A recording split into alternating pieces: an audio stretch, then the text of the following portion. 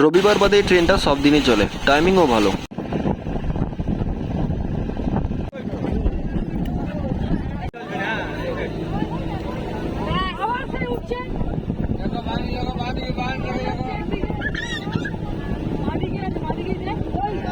জীবনে প্রথমবার আমি ওয়াইল্ড ডলফিন দেখলাম। এখন সময় প্রায় বিকেল 3টে, আর আমি এখন রয়েছি বাঁকুড়া রেলওয়ে স্টেশনে। আমি বাঁকুড়া থেকে যাব খড়গপুর রেলওয়ে স্টেশন আরানক এক্সপ্রেসে করে, যেটার সময় বিকেল 3:28। আর আমি এখন উঠে পড়েছি বাঁকুড়া রেলওয়ে স্টেশনের ওভারব্রিজে। চলো তাহলে যাওয়া যাক আমাদের নির্দিষ্ট প্ল্যাটফর্মে। হাওড়া বা খড়গপুরগামী প্রত্যেকটি ট্রেনই প্রায় 2 নম্বর প্ল্যাটফর্মেই আসে, তাই চিন্তার কোনো কারণ নেই। অনেকদিন পর প্ল্যাটফর্মে আসায় আমি লক্ষ্য করলাম বাঁকুড়া রেলওয়ে স্টেশনের 1 নম্বর প্ল্যাটফর্মে বেশ কাজ চলছে। আর দেখতে দেখতে একটি বড় সড়ো মালগাড়ি গতিবেগের সাথে চলে গেল।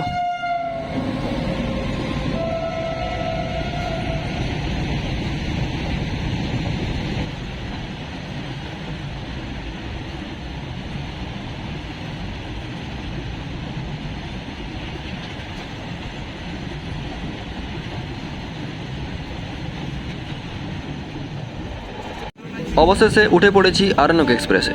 এই ট্রেনটি রবিবার বাদে সপ্তাহের প্রত্যেকটি দিনই চলাচল করে। ট্রেনটি আসে ভোজুদাডি থেকে, যেটি চলাচল করে সাঁতরাগাছি জাংশন পর্যন্ত, কিন্তু অ্যাপে লেখা থাকে শালিমার পর্যন্ত, কিন্তু শালিমার ট্রেনটি যায় না।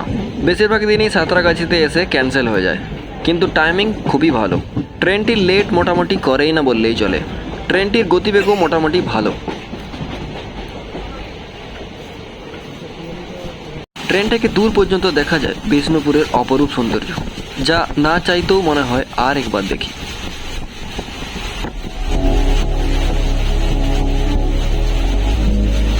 অবশেষে সন্ধ্যা হতে লাগলো, আর আমি প্রায় খড়গপুর জাংশনের কাছাকাছি চলে এলাম। ট্রেন আমাদের স্লো হয়ে গেছে। তার মেন কারণ হচ্ছে ট্রেন এবার দাঁড়াবে এখানে লাইন পাওয়ার জন্য, আর লাইন পেলেই আমরা ঢুকে যাব খড়গপুর রেলওয়ে স্টেশন। যথা সময় থেকে 20 মিনিট লেটে আমি পৌঁছে গেছি খড়গপুর রেলওয়ে স্টেশনে।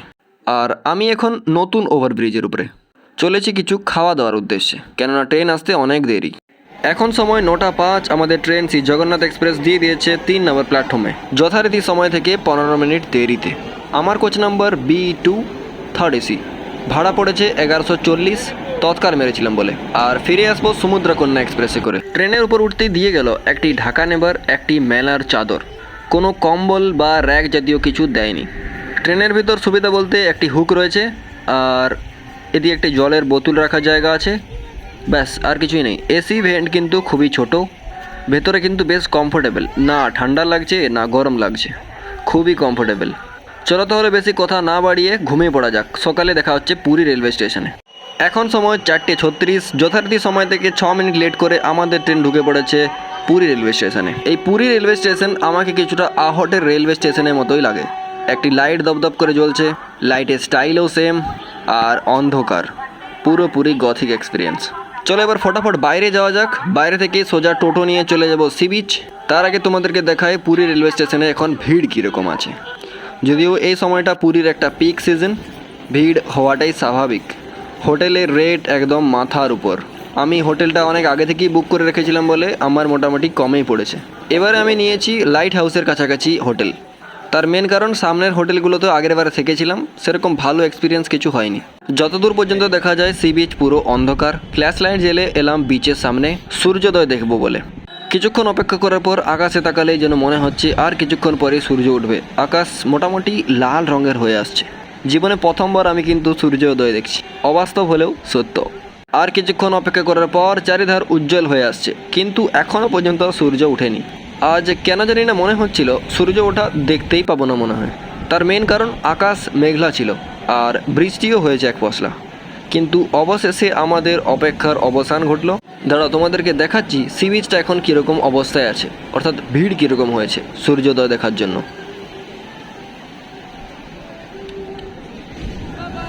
এই দেখো, লোকজন শাঁখ নিয়ে চলে এসেছে।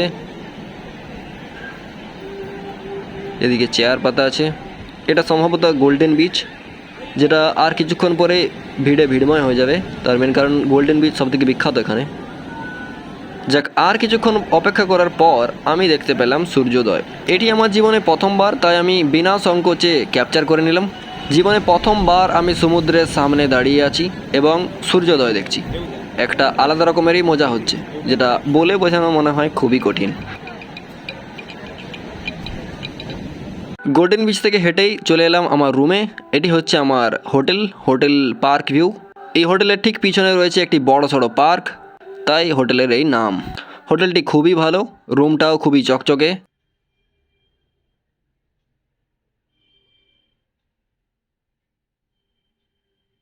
আর হ্যাঁ, এই যে টিভিটা দেখা যাচ্ছে এটা কিন্তু অন্য হোটেলের মতো নয়, এই টিভিটা চলে। রুমের লাইটিং কন্ডিশন কিন্তু খুবই ভালো। এই যে জানালাটা, এটা খুললেই দেখা যাবে সূর্য, বা সাইডে একটা কনস্ট্রাকশন বিল্ডিং আছে, ওটাকেও দেখা যাবে। রুমে রয়েছে একটি মিরর, বড় সড়ো মিরর, যেটা বাথরুম থেকেও কাজে লাগে কোনো কোনো সময়। আর এখানে রয়েছে একটি কাবার্ড, যেখানে চাইলে জামা কাপড় আমি রাখতে পারি, কিন্তু আমি এখানে জুতোই রাখবো বলে ভেবে রেখেছি।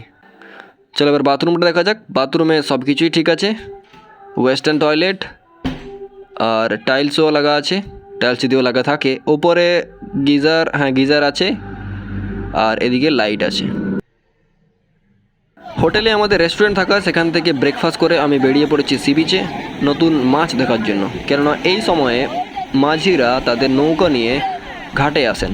আর আস্তে আস্তেই আমি দেখতে পেলাম অনেক মাছ জালের মধ্যে জড়ানো আছে। প্লাস এখানে দেখতে পেলাম কিছু রত্ন, না কি বলে এগুলোকে, মণি, মাণিক্য, পাথর সব। মিথ্যে কথা না বলাই ভালো, আমি মাছ সেরকম চিনি না, তাই এগুলোর নামও বলতে পারছি না, আর আমার জিজ্ঞেস করতেও মন যায়নি। আর এগুলোই সেই মূল্যবান পাথর যেগুলো সমুদ্র থেকে মাঝিরা নিয়ে এসেছে। চলো এবার বেরিয়ে পড়া যাক শ্রী জগন্নাথ মন্দিরের উদ্দেশ্যে। গোল্ডেন সি বিচ থেকে শ্রী জগন্নাথ মন্দির মোটামুটি আধ ঘন্টার হাঁটা পথ। আমি যতবারই পুরী এসেছি, বিচ থেকে শ্রী জগন্নাথ মন্দির হেঁটেই এসেছি, কেননা এখানের যা টোটো অটো ভাড়া, সত্যি অবাক করার মতো। চলো এবার যাওয়া যাক নেতাজি মিউজিয়াম। এটা হচ্ছে নেতাজি মিউজিয়াম, যেখানে আমি ভিতরে 10 টাকা দিয়ে প্রবেশ করেছি। এখানে নেতাজি সুভাষচন্দ্র বোস এবং তার বাল্যকালের জীবন থেকে তার শেষ জীবন পর্যন্ত যে সমস্ত স্মৃতি বা লেখা বা যা কিছুই হোক, সব কিছুরই নিদর্শন কিন্তু এখানে আছে ছবি আকারে। তার বিভিন্ন ব্যক্তির সাথে পরিচয় ইত্যাদি। বিকেলবেলা হতে আমি চলে এসেছি 10 টাকা দিয়ে ওয়াচ টাওয়ারের উপরে, এখান থেকে পুরী দেখব বলে। অ্যাকচুয়ালি পুরী নয়, সমুদ্র দেখব বলে। ওয়াচ টাওয়ারটির উপরে কিন্তু হাওয়া বেশ ভালোই চলছে, ভয়ও লাগছে পাশে মোবাইল পড়ে যায়। মোবাইল পড়ে গেলে কিন্তু সর্বনাশ। কিন্তু যেহেতু এই প্রথমবার আমি এই ওয়াচ টাওয়ার উপরে উঠেছি, তাই মজা একটু অন্যরকমই হচ্ছে, ভয় বাদ দিয়ে। তাও একবার মোবাইলটা নিজ দিকে করেছিলাম দেখবো বলে যে কীরকম লাগে। এখান থেকে ভিউ কিন্তু অসাধারণ। আর এটার পিছনেই রয়েছে হোটেল, চলো দেখাই তোমাদেরকে। এদিকে পুরো হোটেলে ঠাসা। আর এখান থেকে কিছুটা দূরেই মোটামুটি 5 মিনিটের হাঁটা পথে রয়েছে আমার হোটেল পার্ক ভিউ। হ্যাঁ, জায়গাটা একটু অড, কিন্তু বেশ ভালো হোটেল, কমফোর্টেবল, নিরিবিলিতে একদম। আর এখন সকালবেলা, সকাল 7টা প্রায়। ওটিটিসি থেকে বাস নিয়ে আমি চলেছি চিল্কা বোটিং করার উদ্দেশ্যে, যেখানে আমি করব 4 ঘন্টার বোটিং। টোটাল ভাড়া পড়েছে 630 টাকার মতো। বাস এসি বাস, তাই কোনো রকম প্রবলেমই হচ্ছে না, যদিও এসি আমি এখন চালাইনি। এখান থেকে মোটামুটি 70 কিলোমিটারের মতো রাস্তা, সময় লাগবে 2 ঘন্টার মতো, যেরকমটা জিজ্ঞাসা করে জানা গেল। অবশেষে আমরা পৌঁছে গেছি চিল্কার সেই বোটিং পয়েন্টে, যেখান থেকেই সমস্ত বোট ছাড়ে বিভিন্ন জায়গার উদ্দেশ্যে। আর এনারা হচ্ছেন কাকু কাকিমা, যাদের সাথে আমার খুবই ভালো পরিচয় হয়ে গিয়েছিল। পুরো জার্নিটা আমরা একসাথেই করেছি বললেই চলে। এনাদেরকে আমি জিজ্ঞেস করেছিলাম যে আপনারা কোথায় কোথায় ঘুরেছেন, তা এনারা কিন্তু অনেক নামই বললেন। তার মধ্যে আমার সবথেকে ফেভারিট জায়গা সিমলা, যেখানে ওনারা কিন্তু কিছুদিন আগেই গিয়েছিলেন এই ট্রিপটি করার আগে। এখানে ওটিটিসির তরফ থেকে 2টি বাস নিয়ে আসা হয়, যেখানে কিন্তু লোক সংখ্যা মোটামুটি 100 জনের মতো প্রায় হয়ে যাবে আশা করছি। আর 2টি বোট ছাড়বে। এখানে আসার পূর্বে আমাদেরকে নিয়ে যাওয়া হয় আলারনাথ মন্দির, যেখানে ফটোগ্রাফি বা ক্যামেরা অ্যালাউ নেই বলছিল, তাই আমি ভিডিও করতে পারিনি। কিন্তু পরবর্তীকালে জানি যে ক্যামেরা অ্যালাউ আছে, কিন্তু ক্যামেরার জন্য টাকা দিতে হবে, তাই আমি করিনি। চিল্কা পোর্টটি কিন্তু খুবই অসাধারণ। আর এখানে শয়ে দাঁড়িয়ে আছে বোট। আমরা যাব ওই সামনের বোটটিতে, আর তার যে ডান দিকে বোটটি আছে সেটি আমাদের আরেকটি বোট। জানি না এখন আমাকে কোন বোটে বসায়।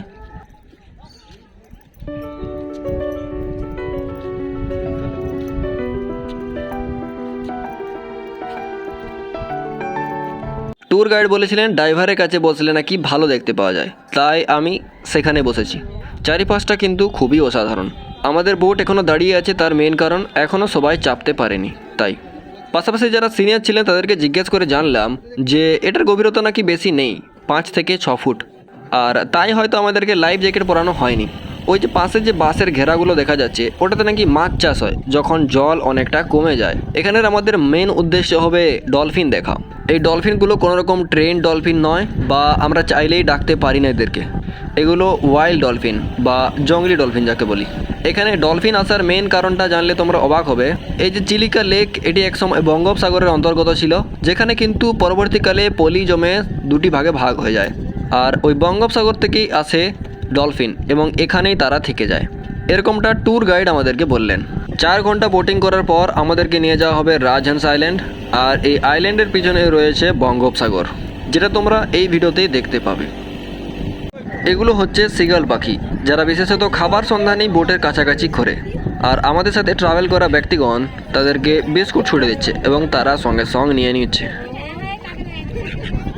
চিল্কা ট্যুর যদি করতে চাও তোমরা, তাহলে ওটিটিসির তরফ থেকেই করতে পারো। তার মেন কারণ হচ্ছে ওটিটিসির যে বোট সেটা কিন্তু সাউন্ড খুবই কম, আর তার ফলে ডলফিন কিন্তু অনেক সামনে সামনে চলে আসে। বোটের সাউন্ড যত কম হবে ডলফিন দেখার সম্ভাবনা তত বেশি।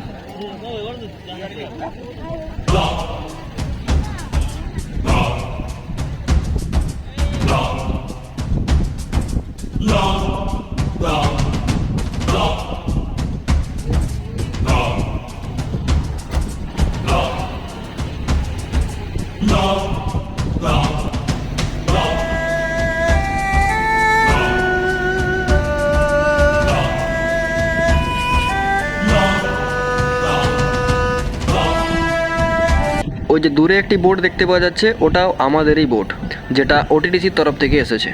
ওটা 2য় নম্বর বাস।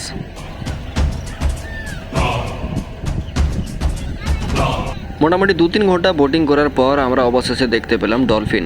চোখে দেখেছি অনেকবার, কিন্তু ক্যামেরায় বন্দি করেছি এই একবারই, তো দেখে নাও ভালো করে।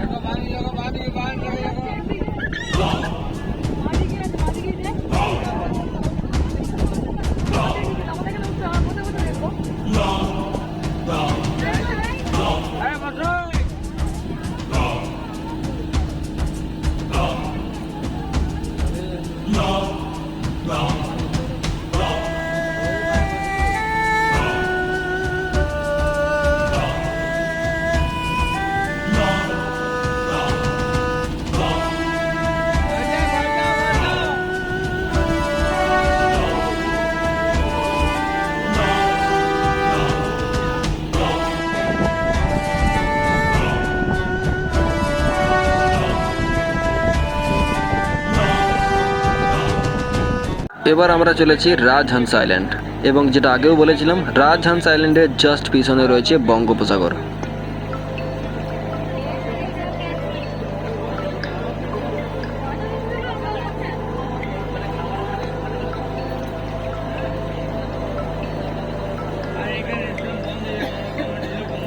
যথারীতি আমরা নেমে পড়েছি রাজহংস আইল্যান্ড। এটি বিশেষত 40 কিলোমিটার দীর্ঘ একটি আইল্যান্ড, যেটি এই চিলিকা লেক এবং বঙ্গোপসাগরকে পৃথক করেছে।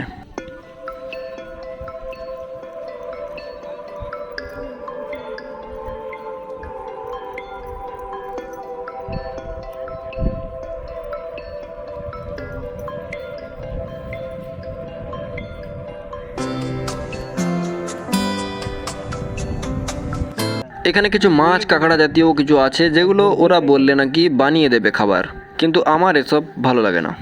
এটাই হচ্ছে সেই রাজহংস আইল্যান্ড, যেটিকে ফণী একবার আক্রমণ করেছিল, এবং এর করুণ দশা কীরকম হয়েছে একবার দেখো। যে গাছগুলো একবার ভেঙে গেছে, সেগুলো আর হবে বলে আমার মনে হয় না।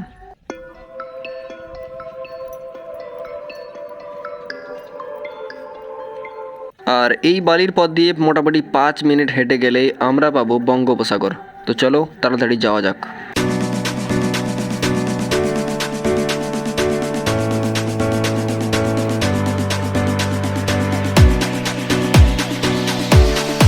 এই যে সামনে যেটা দেখতে পাওয়া যাচ্ছে, এটাই হচ্ছে বে অফ বেঙ্গল বা বঙ্গোপসাগর যাকে বলি। আর এত দূরেও নির্জন এলাকাতেও দেখতে পাওয়া যাচ্ছে একটি দোকান।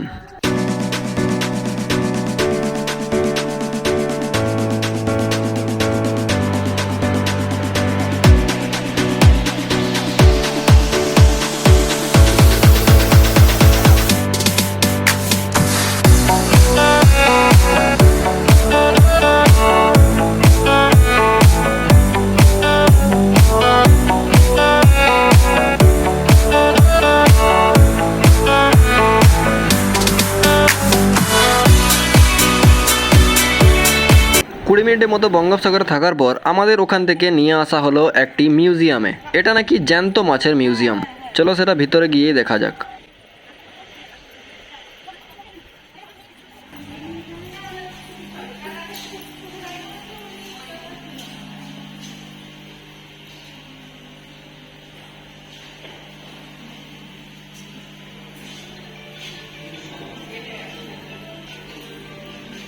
ঠিক তাই, এখানে কিন্তু জ্যান্ত মাছই ঝোলানো আছে, যাদেরকে কেমিক্যাল দিয়ে সম্ভবত রাখা হয়েছে।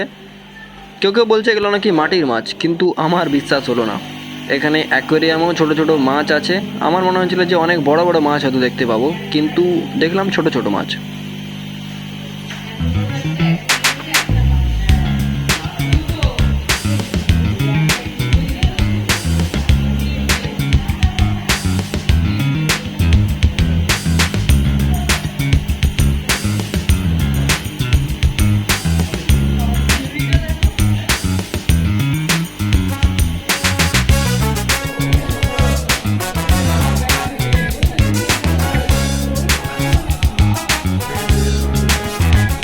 মেন জিনিস রয়েছে ফার্স্ট ফ্লোরে। এখানে দেখার মতো কিন্তু অনেক কিছু আছে।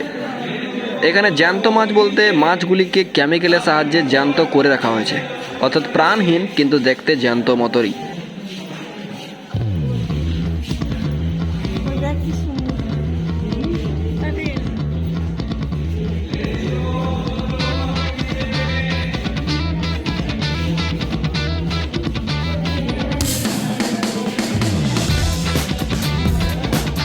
আর এটা হচ্ছে চিল্কা লেকেরই একটা স্ট্রাকচার।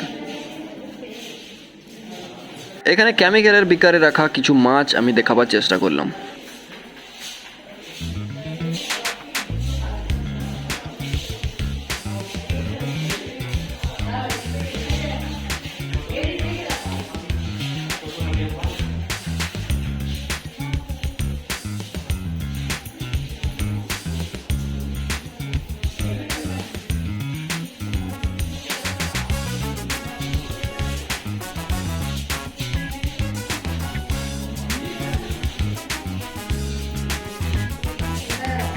আর এই যে সামনে কঙ্কালটা, এটা কিন্তু ডলফিনের কঙ্কাল।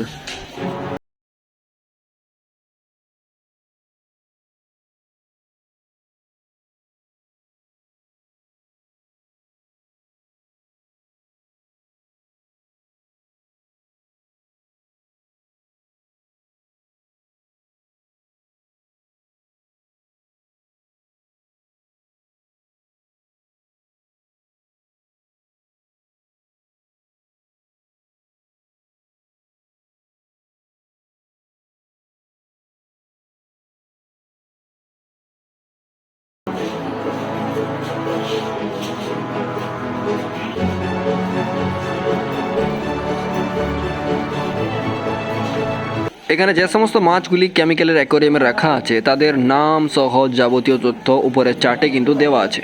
তোমরা চাইলে পজ করে পড়তে পারো। আমার আর ভালো লাগছিল না, তাই আমি তাড়াহুড়ো করে এখান থেকে বেরিয়ে গেলাম। আজকেই আমার পুরীতে শেষ দিন, তাই লাস্টবার আমি দেখা করতে চলে এলাম শ্রী জগন্নাথ মন্দিরে। এখানে কিন্তু অন্ন সেবা করা হচ্ছে। আমি বসে পড়েছিলাম পাতে, আমার খাওয়া হয়ে গেছে। তোমাকে দেখাচ্ছি কীরকম খাবারটা হয়। খাবারটা কিন্তু অসাধারণ, তোমরা চাইলে কিন্তু এই প্রসাদ খেতে পারো। এবার ওখান থেকে হেঁটে চলে এলাম সি বিচের সামনে একটি পার্কের নাম হচ্ছে মহাত্মা গান্ধী পার্ক। আমি আপাতত এখন একটি ওয়াচ টাওয়ারের উপরে উঠছি। এখান থেকে সি ভিউ অসাধারণ লাগে, তাই চলো একবার তোমাদেরকে দেখিয়ে দিই।